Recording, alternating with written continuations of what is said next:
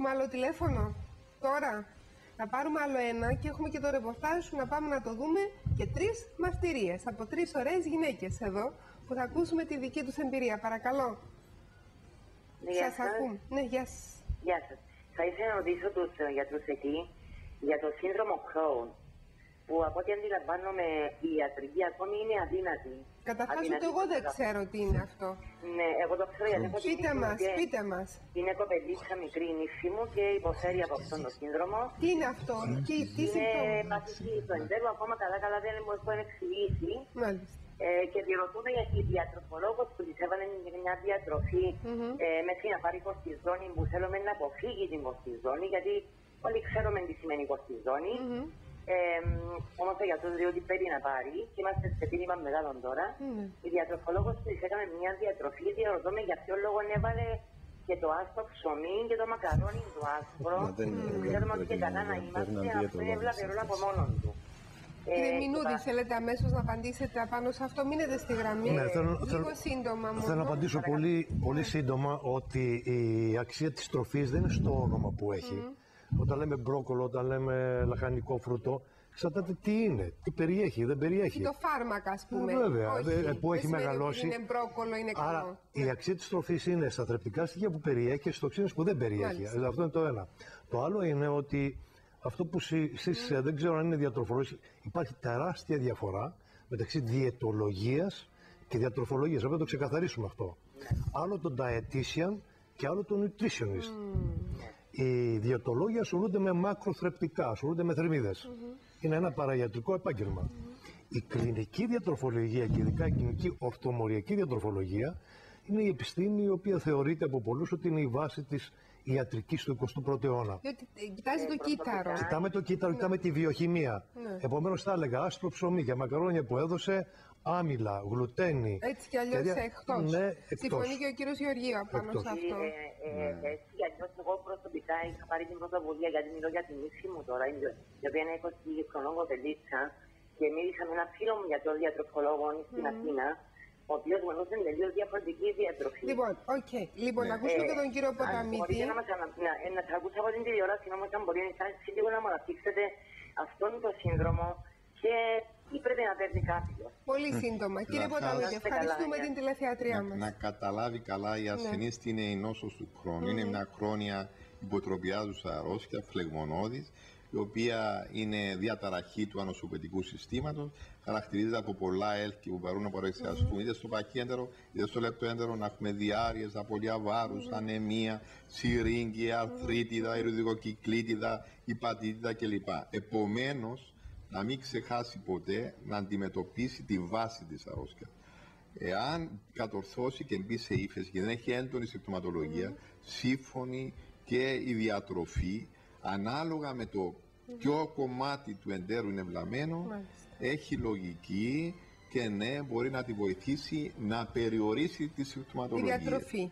Ακριβώς. Ναι, επομένως είναι μια αρρώστια με πολύ βάθος, πολύ γνώση και όχι έτσι ελαφρά την καρδία να λέμε ότι κάνει αυτό το πάρα, φάει μακαρόνια, δεν φάει μακαρόνια, φάει κοτόπουλο, δεν φάει και θα γίνει καλά. Θα ήθελα να συμπληρώσω κάτι εδώ, είναι πολύ σημαντικό και ο κ. Χαλιός νομίζω θέλει να μιλήσει αυτό.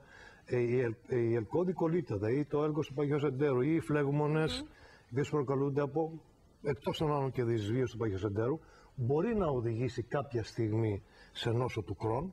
Και για να καταλάβει και τη τηλεθεάτρια και όσοι μας παρακολουθούν, ουσιαστικά, έτσι πούμε απλά, το έντερο είναι διάτριτο σε σουρωτήρι. Λόγω της ίσως αυτοάνωσης αντίδρασης, λόγω πολλών άλλων πραγμάτων. Από εκεί και πέρα, αν φτάσει σε αυτό το σημείο, δηλαδή να είναι τρυπημένο το έντερο και να μην μπορεί να δουλέψει σωστά, αρχίζουν άλλα προβλήματα. Πολλά παθογόνα, πολλές τοξίνες, σε αιματική κυκλοφορία θα γίνουν συστημικά και μιλάμε για μια κατάσταση η οποία οδηγεί με μαθηματική ακρίβεια σε πολλά προβλήματα. Τώρα τι αντιμετωπίζει, πώς αντιμετωπίζει η συμβατική ιατρική. Κορτιζόνη είναι άνοσο καταστακτικά, μπορεί να είναι άλλη αγωγή. Όμως στην ορθομοριακή διατροφή, συνδυάζοντας μάλλον την ορθομοριακή διατροφή με τη συμβατική ιατρική, αυτό το οποίο θέλω να πω εγώ είναι ότι έχουμε μέθοδο να μειώσουμε τις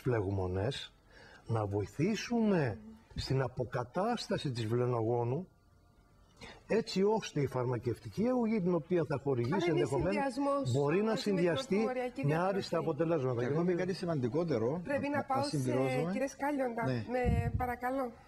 Η Crohn's και η ελκώδης-κολίτιδα επιδεινώνεται όταν υπάρχει έντονο στρες. Ναι, βεβαίως. Αυξάνονται κάθετα οι κρίσεις όταν περνάει ένα επομένως. Και αυτό πρέπει να κάνουμε κάτι, όχι με ψυχοφάρμακα, με άλλες. Ακριβώς. Αν έχεις Crohn's και ελκώδη-κολίτιδα, συνεχώς απασχολεί το θέμα. Και αυτό. Και αυτό πρέπει να αντιμετωπίζετε όμως. Ναι, αλλά τι είναι στρες όμως, πρέπει να το δώσουμε τον ορισμό. Αύριο. Θέλουμε 2 αύριο.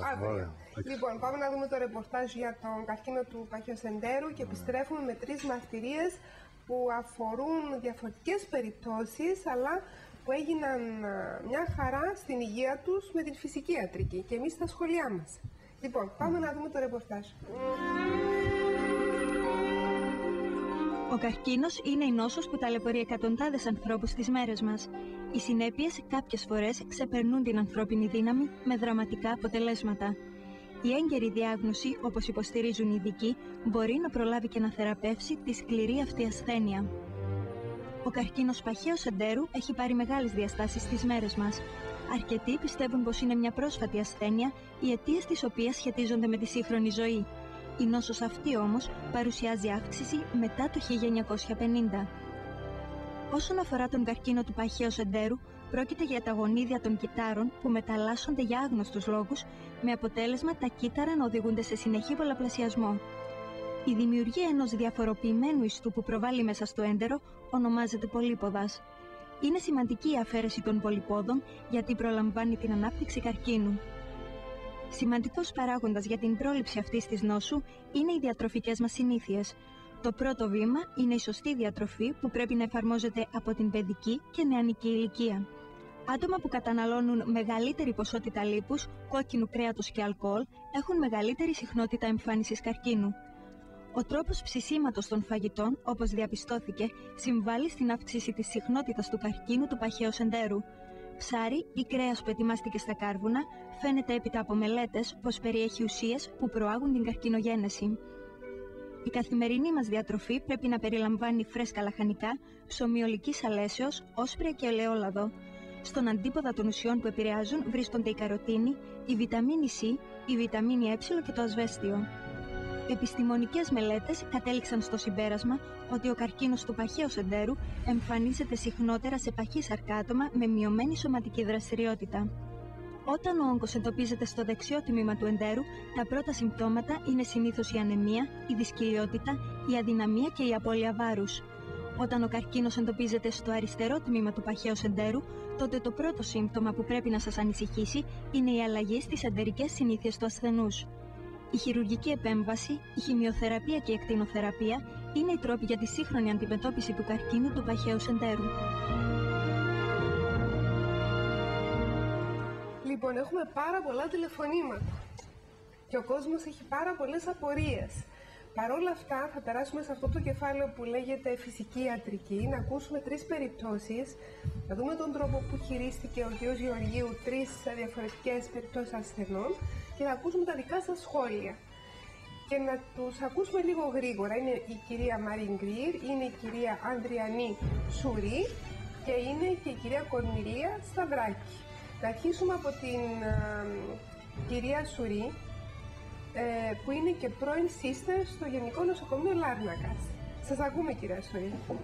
Αφιπηρέτησα τελευταίως τον περασμένο Δεκέμβρη από το νοσοκομείο Λάρνακος ως προϊσταμένη νοσηλευτική λειτουργός. Δούλεψα ως νοσηλεύτρια 42 χρόνια και έχω μορφωθεί στη ψυχιατρική νοσηλευτική, στη γενική νοσηλευτική και είμαι και ΜΕΑ.